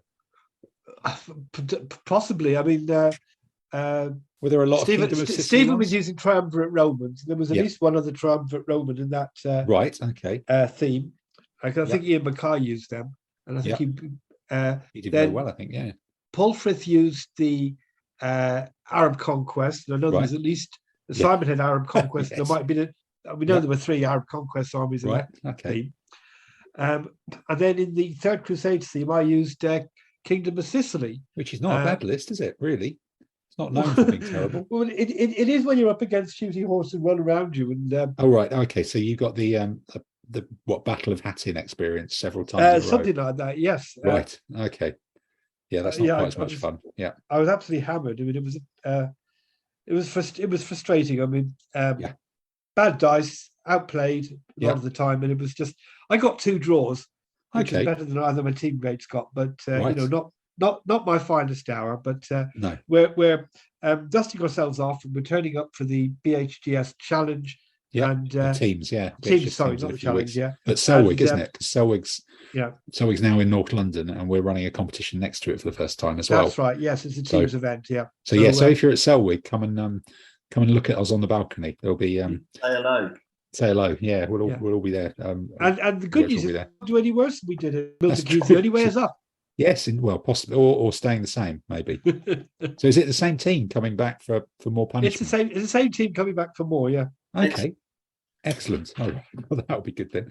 Good. So I think that bring it round to me, doesn't it? Since May. So I think everybody's covered some of the events really. I think Rome was great, wasn't it? It was just the Italians had done a really, really good job of trying to make it succeeding in making it kind of a professional competition, but not in a kind of wanky way. If I'm saying professional, I mean the organisation was absolutely top notch. We were in a hotel that I guess they must have negotiated in the depths of COVID to get a good rate out of, and it's Crown Plaza out near, actually not particularly near the airport, but in a nice-ish area of Rome, and everybody was staying in the same hotel pretty much. It was a well air-conditioned room. Everything, all the boards and the mats were supplied. All the terrain was supplied. It was really, really slickly done. And being able to finish games early and then go sit by a swimming pool and have a beer by the pool was the future, I think, of War Games events. There were like 80 odd people there from, I'm trying to think which countries. So there was Belgians, Italians, Spaniards, no Portuguese. Maybe one French. There's a couple of French. Americans. There was a Kiwi. I think. Yeah. Then there was a Swiss guy. So we had probably a better part of 8 as well. Yes, we had 8 or 9 different countries. We had, the whole world there, really, wasn't it? Which is grand. Yeah. And it was just a really nice competition. I think I took the Coruscanians that I'd taken a couple of years before because it's a 2-list competition and there's two decently different options. And I think I struggled in the first game because I did have dice whinge incoming. I had some of the worst pip dice that even now from June I can still remember it in one particular game. I think I had 7 or 8 turns and I don't think my pip dice got more than 6 in total in aggregate in any of those turns, which hampered my ability. You telling me about how bad they were. It was one where your opponent apologizes, but I think the highlight for me later in the competition was burying my Dave Allen hoodoo by beating him in the 5th round or something like that, and then coming up short against a Spanish player in the 6th round as well. But there was a really interesting mix of different armies. It's when you play people from different countries and different completely different metas. It's like, one guy was using a really effective 100 Years' War English army with the strategist and just with the proper foot, and it was like, this shouldn't be an effective army. It should be a bit, and it really worked. And you just go, that does work if you use it like that. So I thought it was really, really good for that. And then we had some great food, even when we managed to get off campus and go to some things. I think great pizza on the last night, a little local really trattoria, blisteringly hot, and just a really, really good session. I think a week later we were all in Birmingham, weren't we? Was it a week or two later we were in Birmingham at the Games Expo? 2 weeks later in Games Expo, and that was a good one. Got a 25mm army out that I was a little bit distracted that weekend, but I still put some of my 25mm Arabs on table, which was good. BritCon, obviously I was running around behind the scenes doing the cat herding for that one, but that was great, with nearly 350 people taking part, which was a huge uptick on the previous shows. And I think there should be something coming out in one of the War Games magazines quite soon. They came round because they're based in Nottingham. Is it Miniature War Games? And had a chat to me and Kevin in the organising bunker, and took a load of photos. So I think it may be the next edition, or the imminently coming up one, may have pictures of me and Kevin pretending that we're doing something on a computer, like posed, like whatever. So if it doesn't look very natural, it's because it's not very natural. It will be the thing to look out for on that. And then after that, we did one of the one days in Reading, where it was the Rus themed one. It was the opponents and armies and enemies of the Rus, which kind of incorporated enough Byzantines that everybody took Byzantines, and I was the only person to take the Rus, because the Rus is a bit boring and it's all spear, and that doesn't work particularly well. And it worked really well because everybody else had Byzantines, and I ended up winning that one, which is the first time in quite a long time to do that well. And actually, that's one of the other things I painted. I got a Viking longhouse from the resin buildings range that goes with Forged in Battle stuff. So I have painted that up. I've not put any photos of it up yet. It's a bit of black and dry brush, and it looks quite cool. And then more recently, I did the teams competition in Lisbon, which isn't the world teams really. It's just a Lisbon ADLG group organizer team event with 4 players in effectively, I think there's like a biblical one, there's Roman classical, then there's Dark Ages, and then there's medieval pools, and you play against other teams. And again, that was just so international. They had 96 people. That's turning into the world's team. But actually, I think in some ways it's really important that it isn't the world's, because it's not national teams. It's not, because all the nonsense that when they used to be the worlds in DBM that had to qualify and all, it's just bollocks. This is like any 4 people can just gang together and be a team, and you go, because Lisbon is easy to get to, and it's cheap, and it's still warm in September, and you play in a museum. And also, more importantly, they have really good wine and really good port. Really good port and wine. And so, really the things I remember about that, as other than some of the games and managing to put the Persian siege tower on the table in serious competition, was there's us and a lot of the Americans and the Kiwis, we're all sat outside till very, very late in the evening, eating and drinking and going to a port bar and traveling around. In every taxi ride cost €6. Wherever you went cost €6 up and down. And it was just a really, really nice weekend with 5 games in it against the usual, an unusual mix of people that you not normally see. And I think there were 2 teams with Brits in, something like that, 2.5 out of 24. So 1 team of Americans, 1 team of other colonials. So it's kind of 20 teams of French, Belgian, Italian, Portuguese, Spanish. It's just great, really international. Good the Americans came over. Lisbon, bizarrely, is actually closer to fly from the the east coast of the States than almost anywhere else, because it's quite far out into the Atlantic. So I think there was one guy, he said he'd driven further, or it'd taken him longer to drive to the airport than it'd taken him to fly from America to Lisbon, which is a statement about America as much as anything else. So I think it was a great one. Might be a comment on his driving. Yes, it might be a comment on his driving as well. So I think on that note, that I think concludes the world of gaming, which must mean then we're in that strange competitive thing of trying to remember what Andy's quiz was last time and if we gave the answers last time or not. So let's roll the music. Question, comment les voir? Question, le trou est sans fond. Question, la légende le dit. Question, elle dit aussi. Question, c'est une maladie. Question. Was it some sort of strange naval question? It was always a strange naval question, wasn't it? Gazing at our naval. No, Yes, no, that was the one before. The one last time was the Eurovision Siege contest. Oh, yeah. Oh my God! Wow. Yes. Okay. Right, and just to remind you, the question was, which Eurovision Song Contest venue was besieged in the following years? So 1187. Jerusalem. Yep. 1382. What year? 1382. Prague or something? No. Paris. Moscow. Moscow. Okay. Has it been 1529. held there? Right. Okay. 1529.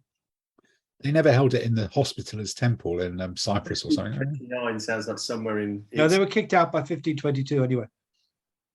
1529. Vienna. Yep. Yeah. Oh. 1717. 1717. Yes. Well, who was at war then? Well, if you knew the answer, you might Of get course, it. yeah. Dublin? No. No. Oh, Grade is the answer. Belgrade. Okay. And 1936. It's got to be somewhere in Spain, hasn't it? That was the only place that was fighting then, wasn't it? No, Spain. Barcelona. It was Madrid. Madrid. Yeah. Okay. Right. So that was the answer to last quizzes. And on with this week's questions. Question, comment les voir? Question, le trou est sans fond. Question, la légende le dit. Question, elle dit aussi. Question, c'est une maladie. Question. I was just about to ask, surely they didn't have the Eurovision Song Contest in 1936, and then I realised they didn't have a. No, Dave, I'll give you a clue. The song contest and the siege weren't in the same year. Right. But obviously they had it in 1717. Yes. I was thinking more about the. Well, 1187. Yeah, Daniel O'Donnell won that one, didn't he? Yeah. Yeah. King Richard's minstrels were entering a song for the competition. Yes, indeed. Very, very disappointed with the English bit bias, you know. Yeah, fine. Yeah. Right. So on with this week's questions. Right. Then, so the theme for this week's question is Good King Charles. nice, nicely topical. Okay. So first question: which country's King Charles XII suffered a major defeat at Poltava in modern-day Ukraine in 1709 and was detained for 3 years by the Ottoman Sultan? Oh, you wouldn't want me to be detained by your Ottoman Sultan, would you, for 3 years? That'd be painful. Well, that's question one. Yep. Okay. And so it's either the King of Russia, Sweden, or Poland. Okay. We'll have a think about that. Yep. Okay. All of the above. So no, it's not all of the above. No. We'll give you that one for free. Yeah. None of the answers today this week are all of the above, right? Okay. Question 2. After the Vikings in the 9th century captured Paris, which Carolingian king had to pay them a ransom to get them to hand back Paris? Was it Charles the Bald, Charles the Simple, or Charles the Fat? Right.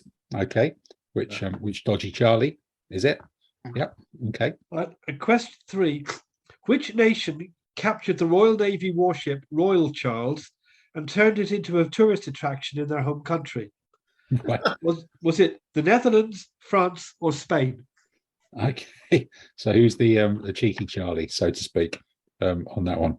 Right. Well, look, I won't necessarily say next week we'll be back, but within the foreseeable future, we'll bring you the answer to these when we return with Andy's quiz for another week.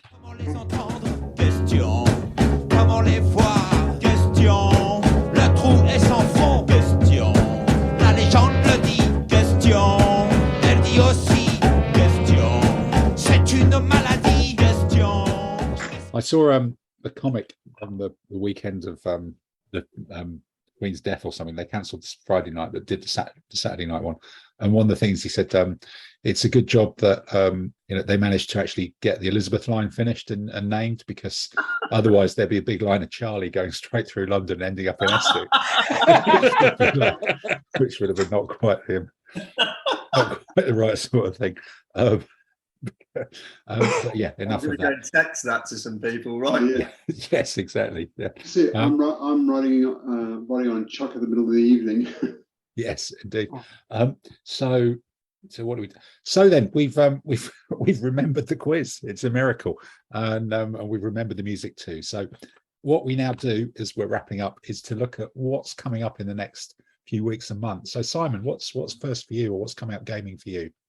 Gaming for me, getting ready for Selwig. So I'll be going into the 25mm period of any army, but has to have at least one elephant. So absolute sheer panic because I don't have any elephants yet. So that's a minor technical problem, but nothing that can't be resolved. Looking forward to that. Looking forward to painting some random 10mm figures, and then getting ready for Warfare in November, which is quite scary, being it's only basically a month and a half away. So off to sunny Farnborough, which I think we're all discovering is a little bit awkward to get to, but hopefully more people will pull their finger out and get into the competition. Yeah, I think we're having to organise multiple cars, aren't we? Because the trains just don't really connect particularly well to get there for a reasonable start. So, but it probably means a very big curry with everybody staying together. It'd be like being abroad, really, in a strange way. That'll be quite good. Yeah. And then, as I mentioned, got the ADLG Renaissance competition on the 27th of November. So, okay. As I'm organising and refereeing that, I actually have to know what I'm doing. All right. And what's on the future painting pile then for the next few weeks? Future painting pile is more Arabs, because you can never have too many camels. Then I'm going to that 10mm fantasy army that I mentioned, the 3D printed resin one.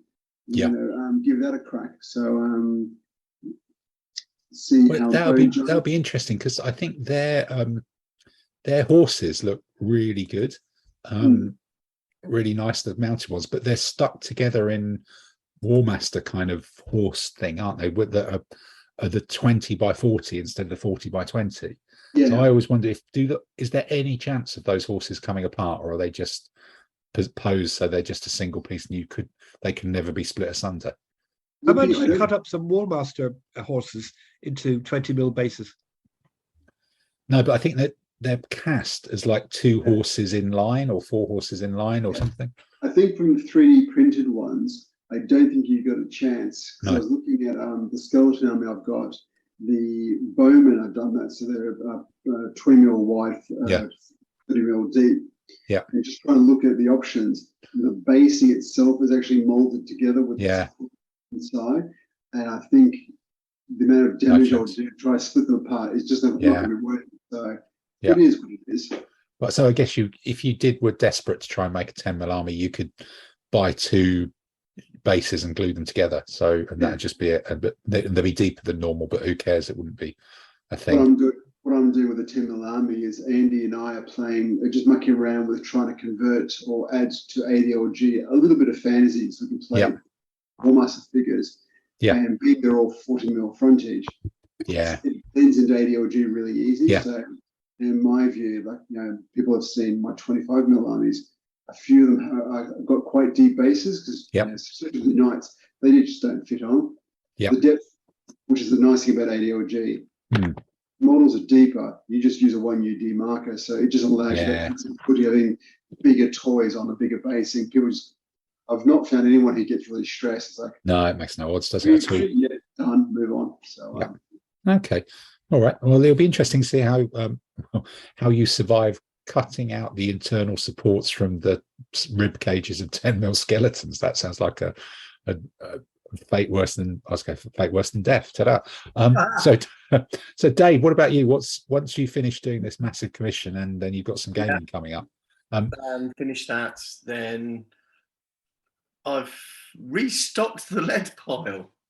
Really? What with? I've kind of run the lead pile down. I'm not like your average war gamer, where I actually, because I paint all my own toys, I actually do manage to control what I have in the lead pile. So I like to have an entire army to paint in one. So I've bought a Forged in Battle Viking army.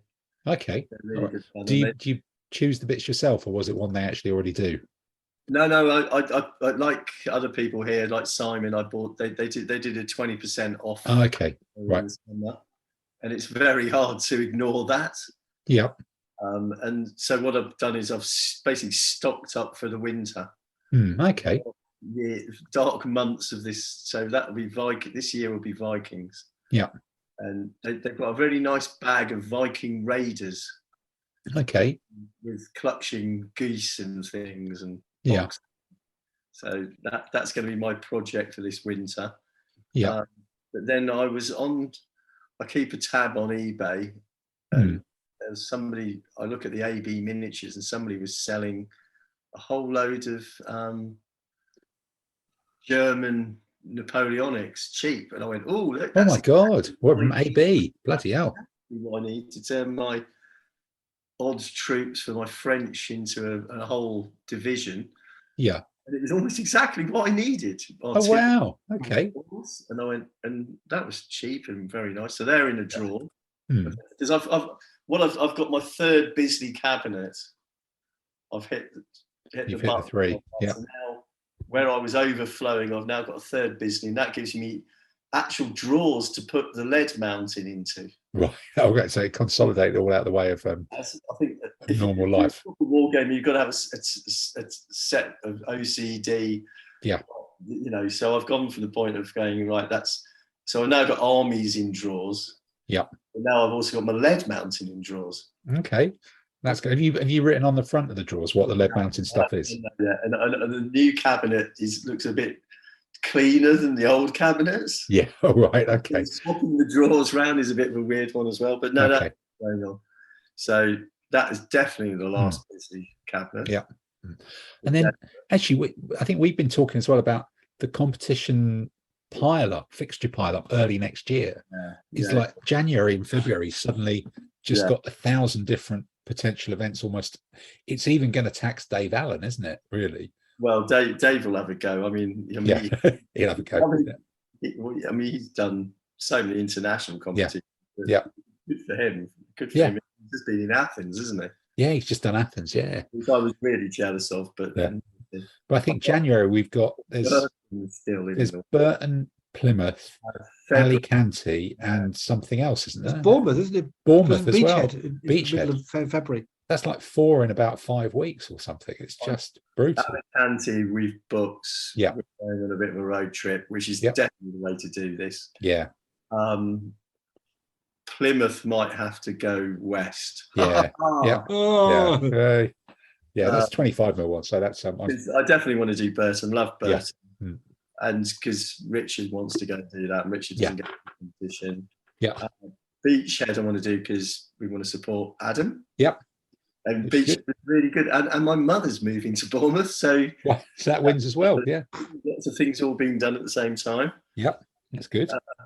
The calendar. I mean, I found this year there's a bit of a fixture pile up going into June with the Worlds and that. Yeah. And then it got quieter in July, and it was actually quite a relief to have a bit of a rest. Yes, yeah. Discover your mojo. Yeah. Because you can do too much of this. Yeah, I think you can. Yeah, it's true. Too much of this. Yeah. Don't let Ruth hear you say that. Yeah. Yeah. No, doing 3 competitions in 1 month. I mean, I live alone, and you just realise there's no food in the fridge. No. You haven't been there. You've not been available. Yeah. Okay. Well, it'll be interesting to see how the Vikings do, because that's an army that can either come together really quickly or sometimes that's going to be a slow. That's going to be slow. Do it fancy. painting it up prettily and all the shields. Okay. This means war.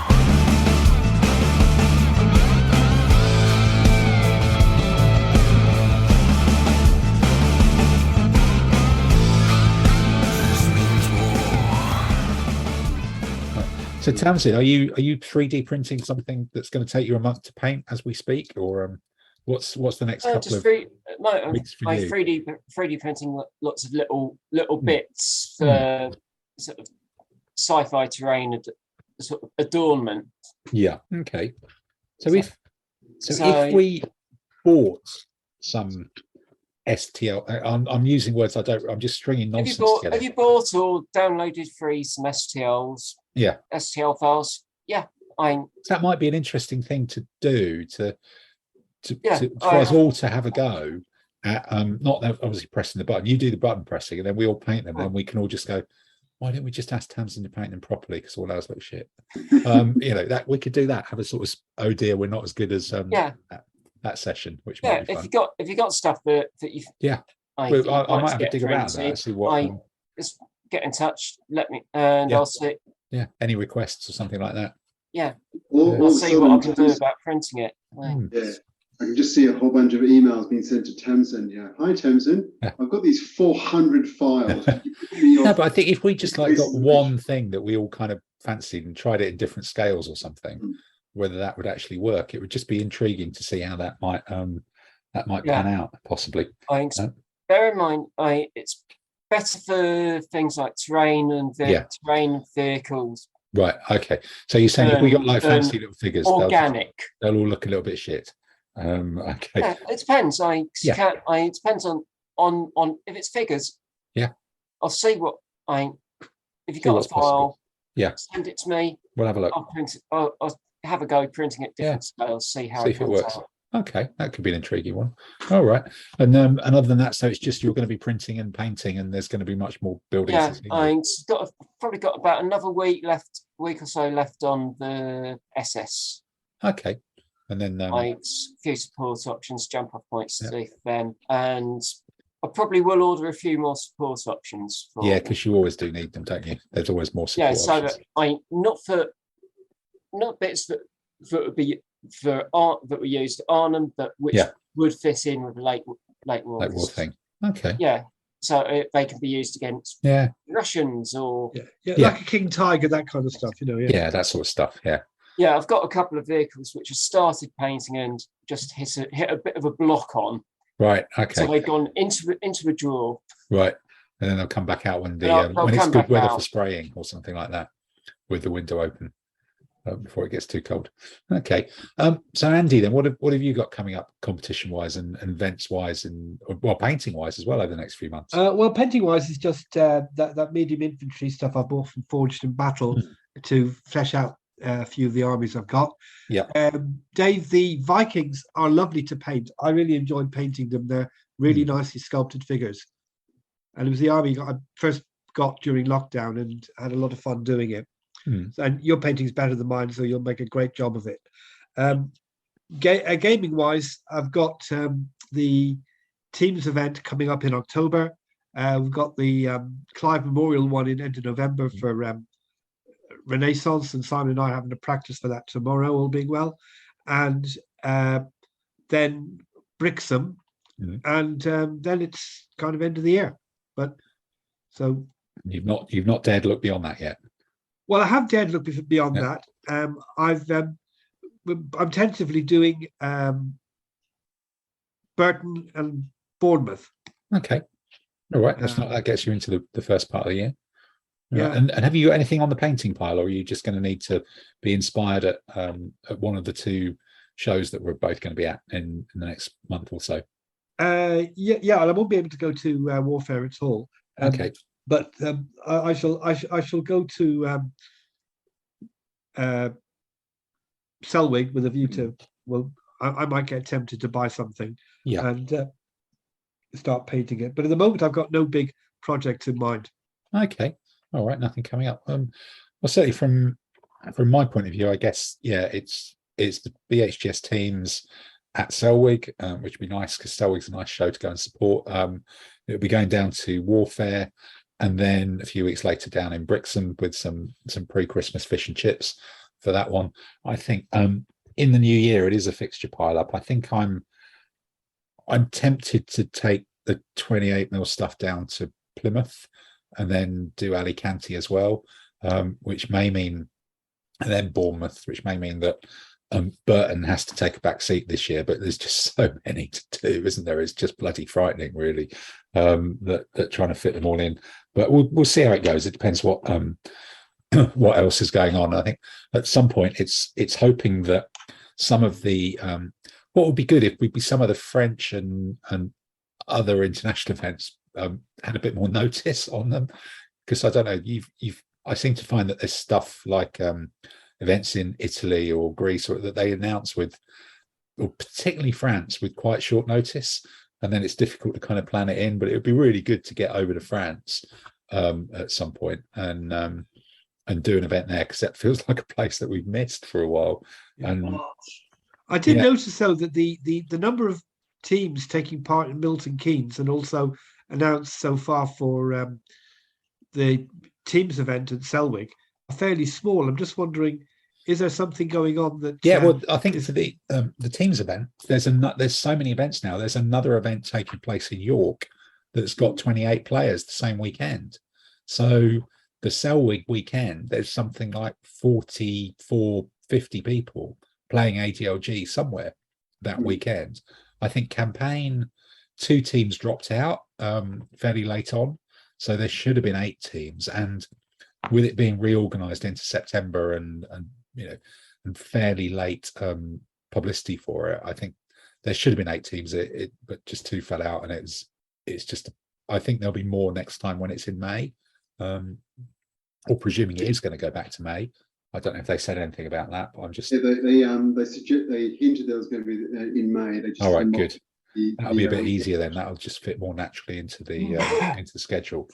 And then I think painting wise, I've got as I say, some of the things I talked about before need to be finished off, and then I'm going to have to bite the bullet on either starting the 15mm Spartacus army that I've had for about 4 years ready to paint, or starting 28mm Macedonian successors, which is possibly a bigger project and requires a lot more outdoor spraying.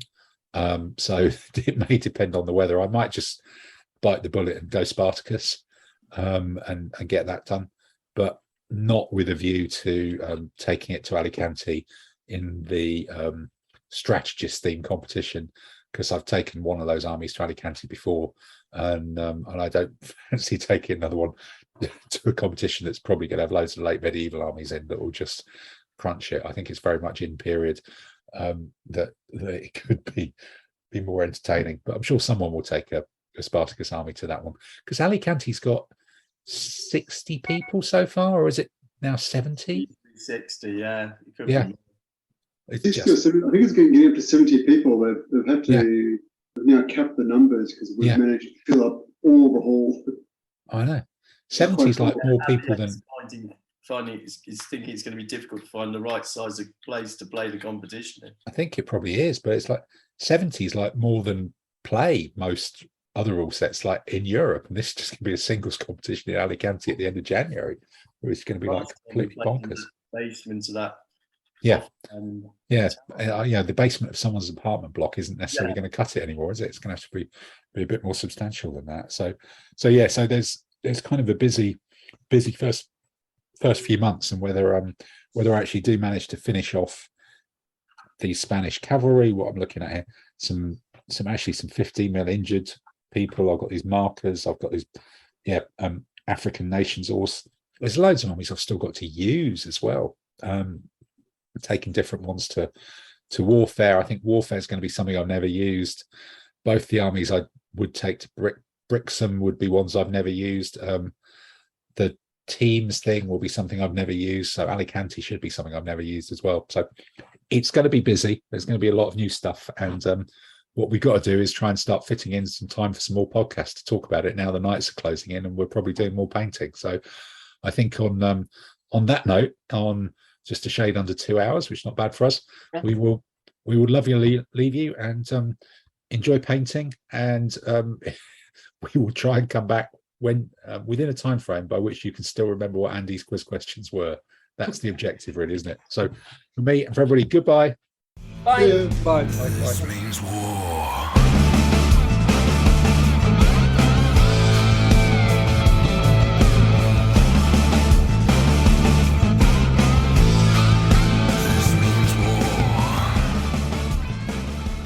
Right, Am I loud enough, or do you want me nearer the mic? No, that's good. We've got to remember how to do hear you, this, okay. haven't we? This was, in fact, God, when was the last bloody time we did this? Let me just May. have a look. May. Back the end of May. Jesus Christ. Since then, we've had lost the PM. We've blown our economy. Yeah. Up. May the 12th. Yeah. Carry on my arc and nuts. That's when we talk about the rope here.